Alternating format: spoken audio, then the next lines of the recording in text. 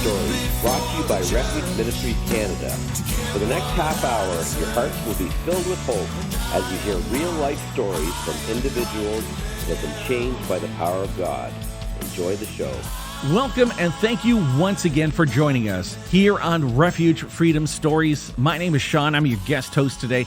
I'm so pleased to be able to join you once again, and I have a great guest here for us today. He is retired, but then decided he needed another hobby, so he began a podcast in his 70s. Gail Stark is our guest here today. His podcast is about the development of a devotional series based on sermons that his dad brought to the pulpit some 40 to 60 years ago. But they are still, as we all know, things from the past can be still relevant to us today. And Gail, thanks very much for joining us today. Oh, thank you. I'm very happy to be here. Well, we know that sometimes people say this word retired and they just put it around the garden, but your story's not that. What led you to decide that podcasting was something that you would want to delve into? It's really kind of interesting, at least to me, maybe to no one else, but at least to me. The fact of the matter is that when my dad passed away, he left me 40 years of sermons, and thankfully he left them in a legible state. He passed in 1996, so I have been looking at these for the last 25 years and trying to figure out what to do with them. And so it suddenly dawned on me that we have the technology that, like we're using today, that a person can make a podcast, and he doesn't have to be particularly technically oriented in order to make that happen. So I started looking at them, and I realized that what I was reading was still pretty consistent with what I remember hearing back when he talked. And it just seemed like a way to honor him and to bring them out. So it's been exciting. That's beautiful. It really, really is. So just with what you said, you have probably been following the Lord for a considerable length of time in your life, but let's talk a little bit about that, how the Lord has been in your life, and what does that look like for you? When did you find your faith in the Lord? Because we want to encourage people that faith in Jesus is what gets us through. So tell us a little bit about that journey for you from an early age, and just kind of give people a little snapshot, maybe a couple minutes of what it was like growing up as a pastor's kid and hearing all these great sermons, and talk a little bit about your journey. Well, of course, as a preacher's kid, or as one of my more intelligent young friends once said, a theologian's offspring, it is absolutely true that the Lord has been in my life from very early on. And I never really had a time when I doubted that. So when you say, is there a aha moment, that I have, I really can't think of one of those. But when you sit there as a preacher's kid, when you look at what a pastor does and how they spend their life, well, you are spending your formative years. You don't know it at the time, of course, but you're spending your formative years very heavily involved in a lot of church activities, and more than just the youth activities and everything else. I mean, I was the most popular little kid in the old ladies group, and actually got Christmas presents from the old ladies group every year when I was 8, 9, 10 years old. And so when you're in a moderate sized church and there's no assistant pastor and there's a very small staff that is running the church, well, if the church doors are open, pastor needs to be there. And if the church doors are open, the pastor's wife generally needs to be there. And when they have kids, well, they can't really afford babysitters. So you spend a lot of time hanging out at the church one way or another. So you have this as a basis. And so I can't say that I've been a wonderful churchgoer my entire life. In all honesty, another time, might tell you why preachers' kids are the worst members that you can possibly have in a church. But, the fact of the matter is that you have such a base built up in that it never goes away, and that you are using the Lord and you're using Christ as your center point the entire time that you're in life everywhere. Exactly. And sometimes people don't understand that we can have those faith-filled moments, and sometimes we can walk away, but he's always there. We can't run away from him because he's always there waiting for us to come back home. Yep, that's exactly right. So let's talk a little bit before we delve into how you got into the podcasting. In the pre-retirement, what did Gail do, and what were some of the things that attracted you to go down the route you're in now with the podcast? Let's talk a little bit about your past and how you spent most of your adult career. Well, I spent my first 20 years in the U.S. Army. And when I retired, from the U.S. Army, still a relatively young man at that time, I went to work with a defense contractor who I worked with then for another 18, 19 years. And when I hit my 60s, my wife and I, and at that time, our daughter, who was about to be a freshman in high school, decided that we didn't really want to live in the area that we were living at that time, which was in the St. Louis, Missouri area on the Illinois side, but that doesn't matter. But we decided that we needed another place to live. And so we came down here. And my job did not transition down here. And so I, at age 60, 61, came down here with no job, a wife, of course, no family, just kind of up in the air. So I went out and started finding other things to do and did insurance, for 8 or 9 years just to keep myself off the street, which, by the way, I might add, if you want a humbling experience, go from a, mid-level manager type position to an entry-level insurance agent, and that is truly a humbling experience. But when I got done doing that, I look back and I've always been technically oriented, so working with the computer, working on the computer has never been anything that was scary by any stretch of the word. And I always felt that I was technically competent.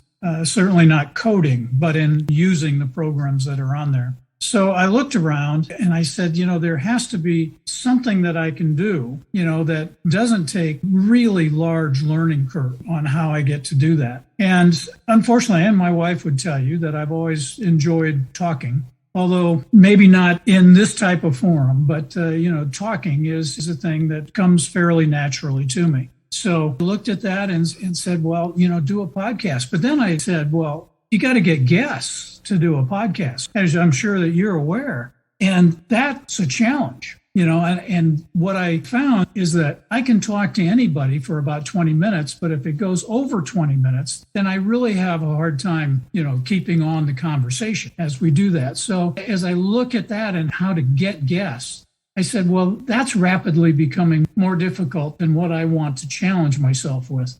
So then I go, well, what can I do that I'm just talking? And then I looked over and saw my dad's sermons that were sitting there. And that was kind of the aha moment that I had when I looked at those and have been wondering what to do with them for so long.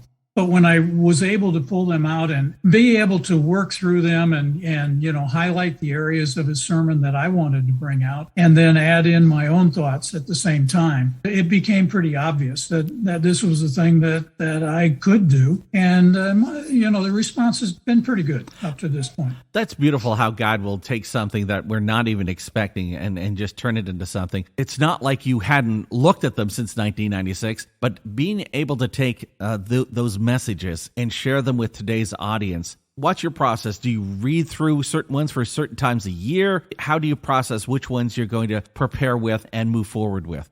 They are in small 3-ring binders. My dad typed out every sermon that he did every week. I mean, the discipline that has, that week after week after week after week. And I have clear memories of him sitting in his office doing this. But he would type out the sermon and then he would practice it. And by Sunday, of course, he was really a very good man behind the pulpit. And the fact that no one would know, that he had this typed out. It was presented in such a clean manner. But by having it typed out, it also made it legible, thank God. And so I was able to make copies because, the papers are now 40, 50 years old, so they're getting a little fragile. And to be able to take them and then highlight, the certain areas that I wanted to do. Now, picking the ones, I have 40 years of them. So picking the ones, I will literally just kind of go in at random and I will pick out a year or, 6 months of sermons. And then I will just kind of leaf through. And of that, maybe 3 or 4 of those, will catch my eye and I will pull those aside. And those are the ones that I'll make into podcasts. Now I save the rest.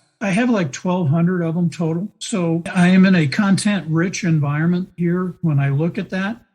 With 1,200 of them, I am just kind of calling the top ones that grab my attention at this point. Now, once I've done that, I'm able to go in and I'm able to look at it individually and quickly highlight and add notes on the side of the page of what it is that I want to add or subtract. And, when I look at that, I particularly look at not just the Bible verse and the story that's being told there, but I'm looking at the illustrations that he used. And in 1958 or 1965, the illustrations that he used when, Eisenhower was president, for crying out loud, it's not really the same as it might be today. But when you look at it, they are surprisingly the same. The problems that they're discussing are the same. The parts of the world that are the hotspots are the same. The societal problems that we have today are very much the same as they were back then.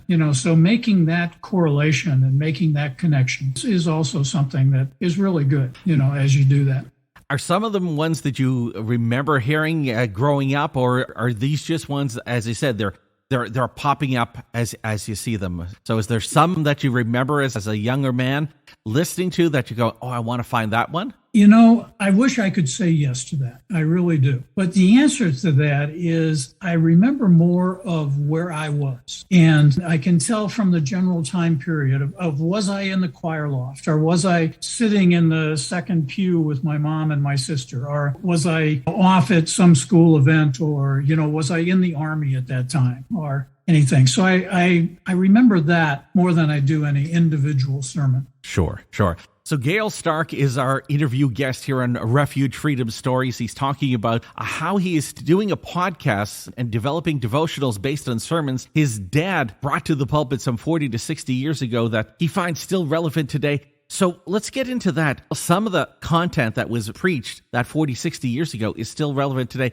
What are some of the ones that you have found that are very keenly relevant to what's going on in society as people are living here? It's going to be pretty obvious, as you do that. In the 1950s, during the time of this, my family, lived in Arkansas. At that time, you had the Little Rock integration of the Arkansas schools. That is the thing. Well, you fast forward, 60 years. Well, race is still an issue, and we still have problems, and we still have, trials and tribulations that occur because of that. You still have world problems. In the 50s, you had the USSR, Russia. Well, we still have that as a hot point. You had the Middle East, which is still a hot point.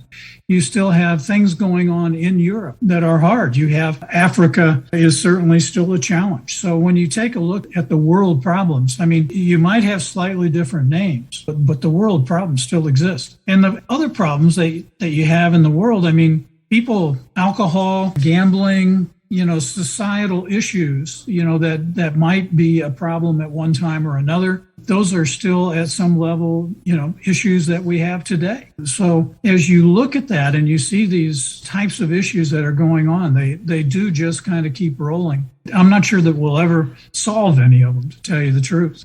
We have done our best, but sometimes we keep muddling them up, is what a friend of mine likes to say. So you're doing it as the podcast form. Is there any possibility, as when I'm reading about the devotional form, is it something that you're considering maybe taking to other mediums as well, like maybe a print form? Or is the podcast where you feel this is where God is taking you for this time? At this time, I don't have any hard plans to do that, but I have to tell you, I've been doing the podcast for 6 months, so I haven't been doing it for a long time, and I truly enjoy doing what I'm doing. My whole goal when I started this was to bring my dad's words back out. Before the internet, if you didn't have a radio pastorate or anything else, what the pastor did, he'd stand up in the pulpit and he would preach. And as the people went home, they would, hopefully talk about it that day as they got home. But it never really got recorded. It never really got over being able to listen to it over and over and over again. In many ways, it's very much the same as it was in Jesus' time, because he would stand on a riverbank or on the side of the lake and go out in the boats, and he would preach to the thing. Well, once he got done preaching, there was nobody there, with a camcorder, going, okay, let me make sure I've got that down. And when you think of the number of translations and everything else that has gone on with that, it's amazing. That's over 2,000 years ago that you're sitting there basically having the same ability to remember what was being said. So when I looked at that and I saw that, one of the jobs I had after the Army, I was able to, as part of my job, go into the National Archives. And I was able to walk through the back of the National Archives. And I remember looking and seeing Margaret Mead's papers. And so you have this anthropologist there. I'm sure that they're available to the right person with the right clearance at the right time at the right place. But they were just in a cardboard legal paper box, with Margaret Mead, whatever year it was and everything, and a series of those boxes sitting there. So when I looked at my dad's sermons, I said, well, this is a body of work, certainly not on the level of Margaret Mead, but a body of work. And, what to do with that, and I thought about, giving it to a library, but I keep thinking of that walkthrough of those paper boxes. And realistically, people are not going to go look for, Wallace Stark's papers, as they do that. So how to bring that out so that it's going to be available to the public? In all honesty, success for me is to have as many people be able to listen to his words. And if I can reach and know that I reached, 250 people a week, like he did, in his church services, then, that's pretty neat, as you do that, particularly if it goes on forever. But to answer your question is I do look at this and I go, there are books, there are something in here that hasn't come out yet. And, I hope to be able to get that worked out. There you go. Now, as I'm listening to you speak to me about that relationship between you and your dad, I can hear that great relationship. Some of the people that are listening today have not had that joy, and hearing the word father or dad doesn't always bring great resonance to them. What would you say to that person that's listening today? Because we also know we have our Heavenly Father who loves us immensely as well. That's important. And that's the thing that my dad, is kind of a center point of, particularly in the last half of his ministry anyway. Well, the entire ministry, but, the fact that we have a loving God and that we have the ability to have salvation, that is something that, my dad emphasized. And so to a person that hasn't had that, one, it is available by going to the Lord. And I would truly hope that occasionally that somebody listens to the podcast and maybe they'll get a little bit of that. My dad one time said that when he preached, he recognized that you're going to have a certain number of people who had a late night, or, the farmers in the community who this is truly a day of rest. And, they're sitting there in a warm building in a quiet space for an hour, and that there may be a little dozing that occasionally happens. And he recognized that he was not going to have an aha moment with everybody, but he did hope and he prayed that there would be one, that there would be somebody in the congregation that week that would go, oh, I hadn't thought about it that way, or that is interesting, or that he might make a difference. And he said he also recognized that he was not going to know about that. The odds are that, he was just not going to be able to have that type of feedback on a very regular basis. Now, occasionally somebody would come up and go, wow, you really helped me with dealings with my kids or something, but for the most part, it's a very tough life for a pastor if he's really looking for constant gratification, because, his gratification has to come somewhat internally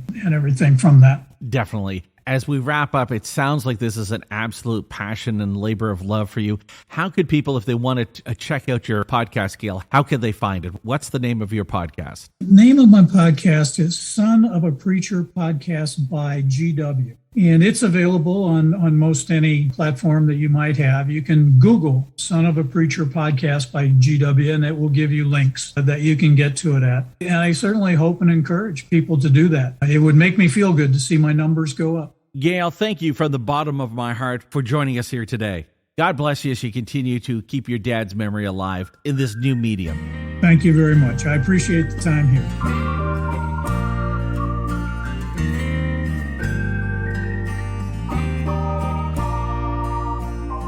I grew up thinking I was bulletproof.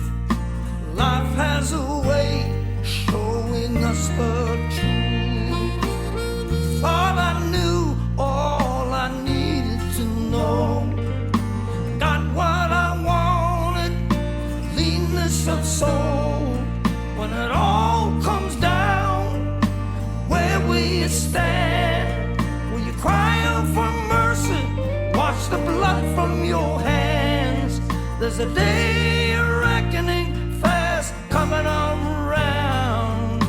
Where will you stand when it all comes down?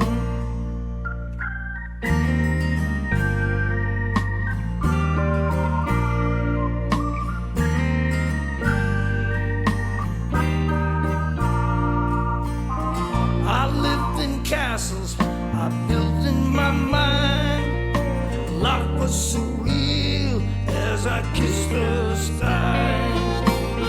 One morning the court jester grabbed my hand, said, son, we're trading places, ain't life grand? When it all comes down, where will you stand? Will you cry out for mercy, watch the blood from your hands? There's a day of reckoning fast coming around. Where will you stand when it all comes down? Where will you stand when it all comes down?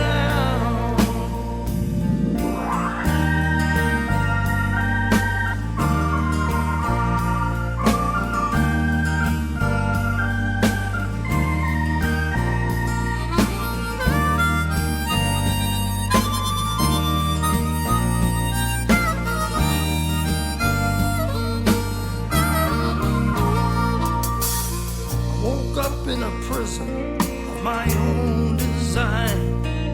My sentence was commuted when I realized life ain't about getting all those things you think you need. It's becoming the man you were created to be. When it all comes down, where will you stand? Will you cry out for mercy? Wash the blood from your hands. There's a day of reckoning fast coming around. Where will you stand when it all comes down? Where will you stand when it all comes down? There's a day of reckoning fast coming around. Where will you stand when it all comes down? Where will you stand when it all comes down? When it all comes down, where will you stand?